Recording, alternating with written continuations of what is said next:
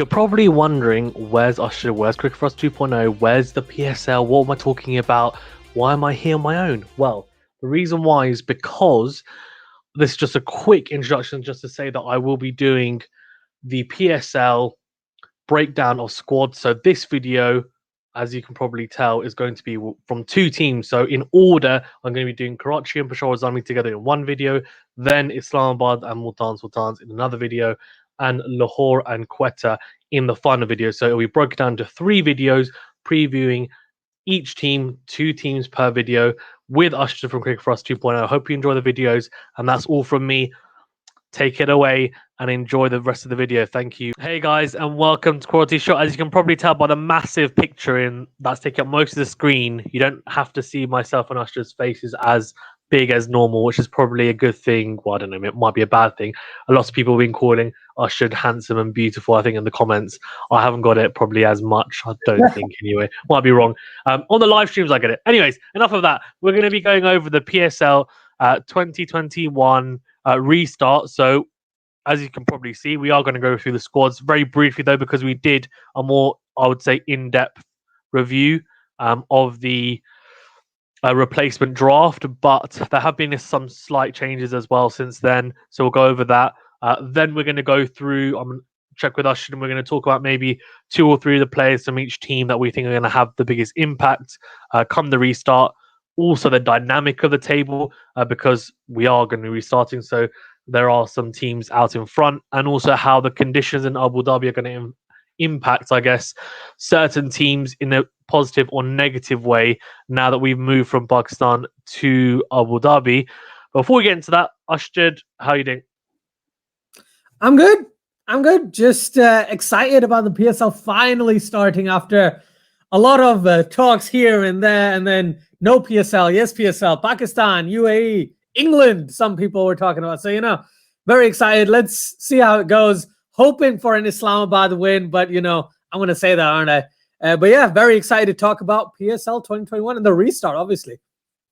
Yeah, I mean, the England thing would have been crazy. I mean, might have actually been able to go to some of the games if that happened. That would have been great. Very weird, though. Very weird, but who knows? Anyways, your team then, Islamabad United. Let's go on to them because I know you're very excited to talk about them. So let's go on to El Capitan, Shadab Khan, who I think has had a mixed time of it, I think, recently, just in general. Hassan Ali, who's been very exciting for not just Islamabad, but Pakistan in really good form. Colin Munro, Fahim Ashraf, Usman Khawaja makes his homecoming.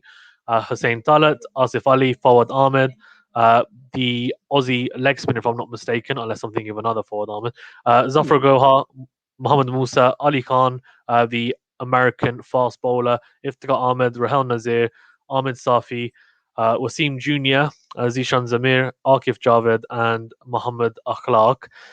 Asjad, what do you think then? Who are your top 3 players? Before I go into the top 3 players, who have they lost? They lost Alex Hales, they lost Phil Salt, they lost Paul Sterling. Yeah, they're some big batsmen they've lost, haven't they? Right, but they've got Colin Munro. Colin Munro is a decent bat at the top. They've got I think Usman Khawaja and Brandon King have come in, if I'm not wrong. Yeah. So Khawaja's come in, and I can't think of it. Brandon King's not on here, unless I'm mistaken, and they haven't put him on here, but he's on here. Asif Ali, you've got Asif Ali. I can't tell us this seriously saying that. Asif Ali, Iftikhar Ahmed, let's just put them aside. You got Hussein Talat. Hussein Talat's great. He's great. But I think the loss of those 3 will hurt them. But if Brandon King fires the way that he can fire, I think he had a pretty good or very good CPL last season or this season before. So if he plays like that, then yeah, Islamabad United do have a very, very good chance. Usman Khawaja is the type of player, he's very solid. He's like a Babar Azam type of player. He's not going to go in and bash 160 from the beginning. He's going to accumulate runs, and then he's going to start going. So the top order, a lot less reliant now to, big hitters. They've got Colin Munro, but now they have to look at someone like Usman Khawaja. They have to look at Hussein Talat, you mentioned. Rahel Nazir, like I said before, huge fan of Rahel Nazir. I think he deserves to be a regular, and he probably will be, won't he, as their keeper. Now, we could talk about a lot of their players, but I'm just going to pick a couple that I'm excited about. One is the guy who's come back into international cricket with a bang, Hassan Ali, all right? He's been doing well everywhere. So what's the harm in thinking he's not going to do well in UAE, right? I thought he was going to get battered in South Africa. He didn't. I thought he was going to get battered in Zimbabwe. He didn't. He didn't get battered in Pakistan either. So he will be one of those crucial aspects for Islamabad United. Shadab Khan definitely needs to step up in either way, bat or ball, doesn't really matter, right? They've had a decent season so far, but Shadab Khan needs to step up, especially with the ball, considering you're now going to play on pitches that would be slightly more conducive to spin than anything else, especially later in the innings. So Shadab Khan needs to step up. I don't think I'm as excited about Asif Ali as you are, Fazan, but someone I am excited about is Mohammad Naseem Jr., the one who he runs in and then just moves and then comes back in to bowl. He was very, very impressive earlier on in the season. He bowled some really good Yorkers, got really good wickets as well. One of those young fast bowlers that we're excited about, and he did go to Zimbabwe and South Africa on the tour, but he didn't get any games, but he played very, very well prior to, coming into the Pakistan squad. There's one more player I've just seen there. Akif Javed is back, right? Left arm pace bowler. I haven't seen much of him since the last PSL, not PSL 2021, but 2020. I'm not too excited about him, but like I said, Raheel Nazir, Hassan Ali, and Wasim Jr. There's a name in there that I saw when you mentioned Ali Khan, right? If he gets a go, he's great. Like I feel bad for Peshawar Zalmi not being able to play Saqib Mahmood, who was absolutely crucial for them, right? But maybe Ali Khan can be that for Islamabad United. He has played in the UAE quite a lot, T10 especially. Okay, so yeah, very, very excited to see that. Yeah, I agree. I think it's interesting. So I think you're right. I think Brandon King is in there. It's because he's added, I think, yesterday or the day before. So obviously they haven't updated this for me. They haven't been keeping in mind my videos when updating the PSL 2021 squad list, unfortunately. They haven't put Umar Amin in either, by the way. Yeah, who's a left-handed middle order batsman. Very, very important to them. Yes, he is. Well, yeah. Right? I think the issues is that the squads are changing every day, so they're struggling to keep up, which is probably understandable. Sultans, then let's go on to them because I think you summed up Islamabad United quite well there. I'm actually excited to see Usman Khawaja. I think he'll play, and I think he's going to be really crucial because you don't have Paul Sterling, Alex Hales at the top. So he's going to have to step up. But Shadab Khan, I mean, he has to, man. He's very talented, but he's waned, I think, now for a year or so. And after having a really big Champions Trophy, which is now 4 years ago, I can safely say his bowling has not improved. I don't think it's got worse, but I think it's improved. And his batting has come on a little bit, but it's not consistent enough. So he needs to, I think, work on both, and he should be looking to be an all-rounder, not a batting all-rounder, in my opinion, anyway. Sultans, then they've got some interesting ones. Shahid Afridi is not in the squad because he's injured. I think it's a lower back strain. He's having some work done on that, which is fair enough. But we have Mohammad Rizwan, Riley Russo, Shimron Hetmeyer, Sahel Tanvir, Imran Tahir, Kushtil Shah, Shah Masood, Johnson Charles, Usman Qadir, Sahel Khan, Saheb Maqsood, Saheb Ullah, Ramanullah Gurbaz, the Afghanistani opener. I'm really excited about him. Shanawaz Dahani, who did really well at the start of PSL 2021. Mohammed Umar, Imran Khan Sr., Abel McCoy, really excited about him, left armour from West Indies as well. Hamad Azam and Wasim Mohammed. So Asjad, let's start off with you then. Yeah, who are the three players you think are going to have to really step up or might have the biggest impact for Multan? I think Sohail Tanvir is going to have one of the biggest impacts. He has an almost not exemplary, but an almost exemplary record in the UAE. He's got a bowling average of around 20-21 compared to what he does in Pakistan. So in the UAE, he has a bowling average of around 21-22. His economy is about seven and a bit. And his change of pace actually works very well in Abu Dhabi and in the UAE. Now, I know I keep saying UAE, but it's majority. It's going to be in Abu Dhabi. But even in that specific stadium, he's got a pretty good record. Now, if we look at other players you mentioned, right? You mentioned Obed McCoy. Super excited about him. Doesn't matter where he bats, doesn't matter where he bowls, he'll make some sort of impact, right? His economy isn't the greatest, but he's a wicket taker, right? He brings that X factor is what I call him, right? with the left arm pace bowling, and we saw that innings against was it Sri Lanka, right, where he just absolutely smashed them all over the place. So he's another player I'm really excited about.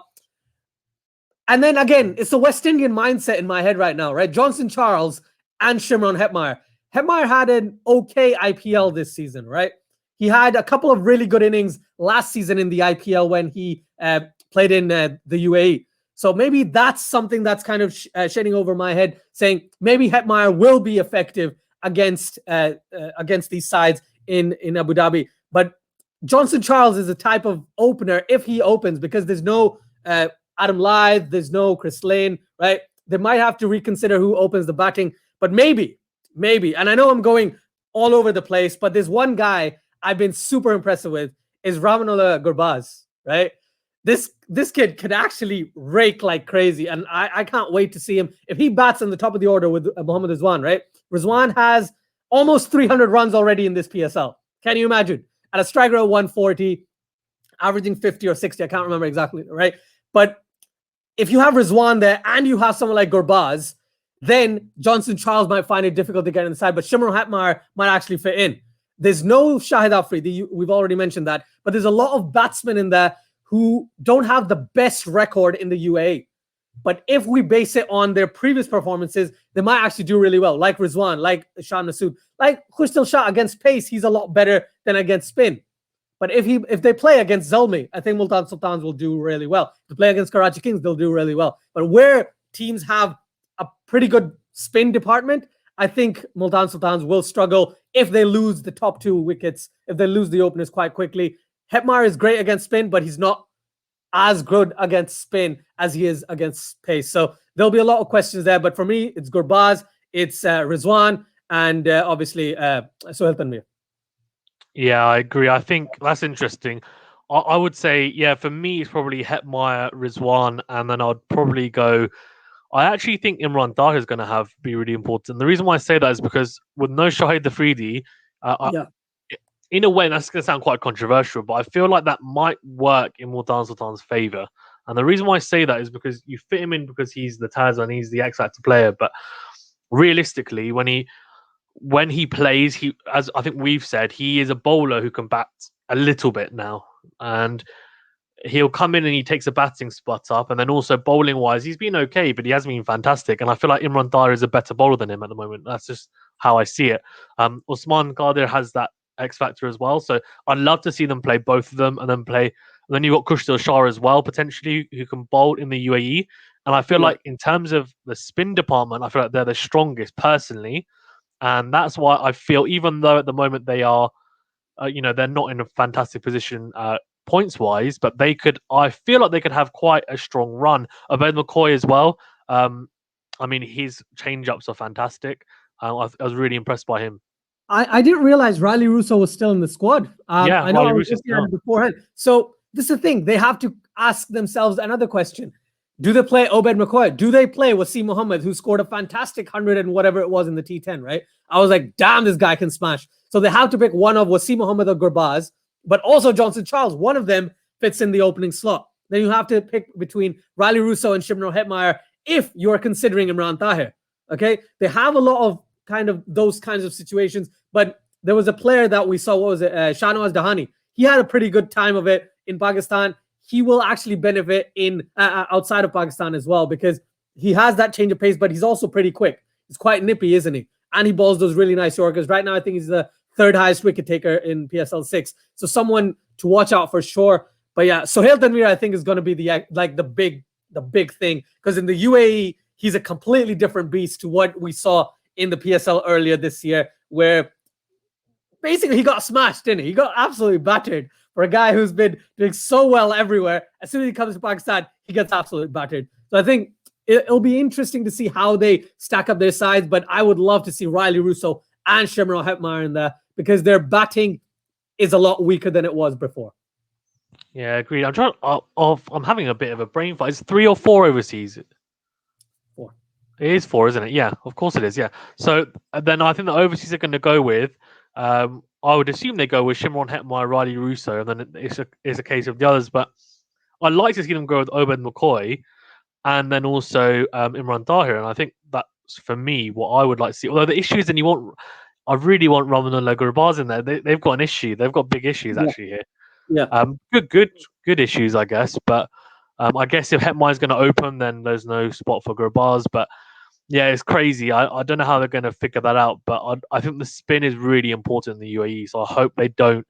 I feel like Imran Tahir is a must. I feel like he's a must. But let's see. Yeah, thank you very much, Arshad. I really appreciate it. And look, I'm sure everyone knows already. But if you don't, please do go and check out Arshad's channel, Cricket4Us 2.0.